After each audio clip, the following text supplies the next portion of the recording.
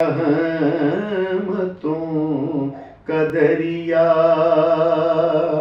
سرے عام چل رہا ہے مجھے بھی۔ بسم اللہ الرحمن الرحیم۔ دوستو السلام علیکم ورحمۃ اللہ وبرکاتہ۔ اللہ کے پیغمبروں کی زندگیاں ہمارے لیے مشعل راہ ہیں، اور قرآن ان کی حکایات کو، ان کے واقعات کو، ان کی زندگی کے جو گزرنے والے تمام حالات ہیں ان کے اوپر قرآن ہمیں رہنمائی دیتا ہے اور قرآن ہمیں بتاتا ہے۔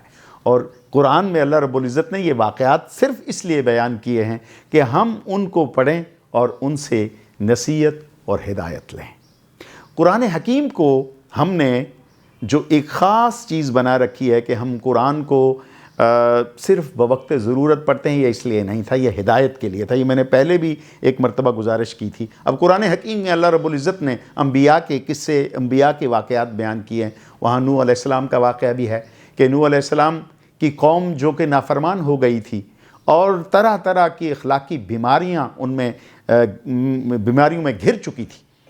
اللہ رب العزت نے پیغمبر نے جب یہ کہا کہ یہ قوم مجھ سے قابو میں نہیں آ رہی ہے، باز نہیں آتی، تو اللہ رب العزت نے کہا تم نے پیغام پہنچا دیا، اب یہ ہے کہ اپنے لیے ایک کشتی تیار کرو اور جو ماننے والے ہیں ان کو کشتی میں بٹھاؤ، اور دنیا کی باقی جو تمام مخلوقات ہیں ان کا بھی ایک ایک جوڑا کشتی میں بٹھاؤ اور کشتی لے کے نکل پڑو، باقی قوم کو، تمہاری اس پوری قوم کو میں نیست و نابود کر دوں گا۔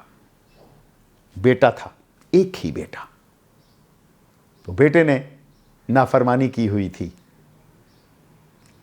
اللہ رب العزت سے پوچھا بیٹا، کہا اگر وہ تمہارا ہوتا تو تمہارے راستے پہ چلتا، اسے کشتی پہ نہ بٹھانا، اس لیے کہ وہ ان بدبختوں میں ہے جو اپنے رب کی حکم عدولی کرتے ہیں۔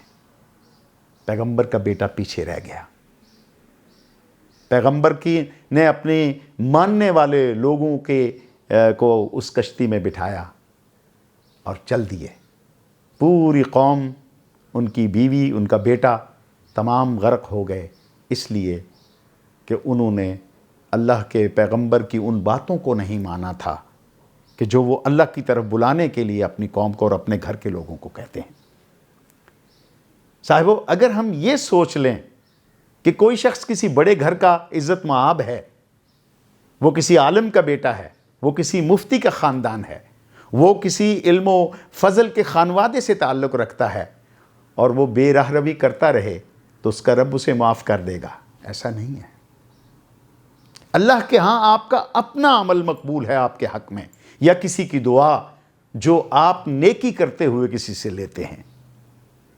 ہم اپنے بچوں کو، ہم اپنے اولادوں کو جب اتنا اچھا کھانے پینے کو دیتے ہیں، پہناوا اچھا دیتے ہیں، ماحول اچھا دیتے ہیں، گاڑی اچھی دیتے ہیں، انہیں طرح طرح کے کھانے اور نعمتیں ان کی خدمت میں ہم لا کے دیتے ہیں، تو یہ صرف وہ چیزیں ہیں جو پیٹ کی، جو جسم کی پیاس بجھاتی ہیں، آگ بجھاتی ہیں۔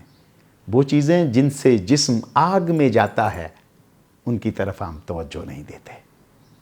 ہم یہ سمجھتے ہیں بچہ بہت لاڈلا ہے، بیٹی بہت پیاری ہے، یہ بچہ میرا اکلوتا ہے، بڑا مانگ مانگ کے میں نے اللہ سے دعائیں کر کے میری بیوی نے اور میں نے یہ بچہ لیا ہے، اس لیے۔ اس کا مقصد یہ نہیں ہے۔ اولاد کا مقصد صرف پیدا کرنا نہیں ہے۔ اولاد پیدا ہونا تو رب کی رضا کا ہو گیا، اگلا معاملہ جو اس کی تربیت کا ہے وہ میرا اور آپ کا ہے۔ اگر میرا اور آپ کا بچہ رمضان المبارک میں روزے نہیں رکھتا، اگر نماز کی پابندی نہیں کرتا ان دنوں میں، جبکہ عادت ڈالنے کے لیے یہ دن سب سے بہترین ہیں، تو آپ یقین رکھیے گا، آپ جان لیجئے گا، اللہ رب العزت کے عذاب کو دعوت دینے والی بات ہے۔ کیونکہ اولاد کی بگڑتی ہوئی صورتحال پہ ان سے کوسچن نہیں ہوگا۔ یاد رکھیے گا، یہ ماں باپ سے پوچھا جائے گا تم نے اپنے بچوں کی تربیت میں کتنی کوشش کی تھی، تم نے اپنے بچوں کی دیکھ بھال میں رزق حلال انہیں کھلایا تھا؟ اگر کھلایا تھا تو ان کے اعمال پہ توجہ رکھی تھی؟ اگر اعمال پہ توجہ رکھی تھی تو آج دین کے باغی کیوں ہیں؟ وہ آج ساری رات بیٹھ کے انٹرنیٹ پہ اور اپنے جتنے بھی سوشل میڈیاز اور جتنے بھی ڈیوائسز ہیں وہ ان پہ اپنے راتیں گزارتے ہیں، دن گزارتے ہیں، کیا اس وقت کا کوئی حصہ قرآن پڑھنے کے لیے رکھا ہے؟ کبھی آپ نے چیک کیا؟ اگر نہیں کیا ہے، اگر روز بچوں سے یہ نہیں پوچھا کہ آج تمہارے کتنے سپارے ہو گئے ہیں، تو سمجھیے ہم خسارے کا سودا کر رہے ہیں، وہ میں ہوں یا آپ ہیں یا کوئی بھی ہے۔ یہ مسلم معاشرے کی روایت ہے۔ ہم 11 مہینے اپنی دنیاوی علتوں میں الجھے رہتے ہیں، ایک مہینہ آتا ہے تو ہم سمجھتے ہیں کہ شاید یہی مہینہ اللہ کی قربت کا ہے، چلیے یہ بھی غنیمت ہے۔ اس گئے گزرے دور میں جب تمام چیزوں کا فرق مٹتا جا رہا ہے، اگر یہ بھی احساس دل میں ہے کہ رمضان کی عزت اور رمضان کا احترام اور اس میں للہیت آ جائے تو یہ بھی غنیمت ہے۔ اپنے بچوں کے ساتھ محبت ضرور کیجئے، لیکن ایسا موقع نہ کوئی آئے کہ جب ساتھ لینے کا وقت ہو تو آپ کا رب حکم دے دے کہ یہ تو صرف تیرا نسب ہے، یہ علم و عمل میں، یہ کردار میں تو تمہارا نہیں ہے، چھوڑ دو اس کو۔ یہ ہم سے پوچھا جائے گا۔ بچوں سے والدین کے بارے میں یہ پوچھا جائے گا کہ تم نے اپنے ماں باپ کی عزت کی، تم نے ان کی خدمت کی، کیا تم نے ان کے ساتھ احسان مندی کی؟ یہ بات تو یہاں تک بالکل اپنی جگہ پہ درست ہے، لیکن یہ نہیں پوچھا جائے گا کہ تم نے والدین کی تربیت کی؟ نہیں، تربیت مجھے اور آپ کو اپنے بچوں کی کرنی ہے۔